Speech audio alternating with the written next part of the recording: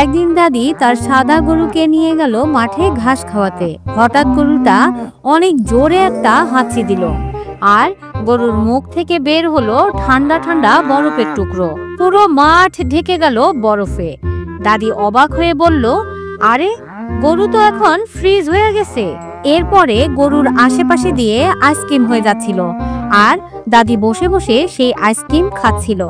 শেষে দেখা গেল ফ্রিজ খুলে ফ্রিজের সামনে দাঁড়িয়ে দাদি ঘুমিয়ে পড়েছিল। আহারে বেচারা দাদি।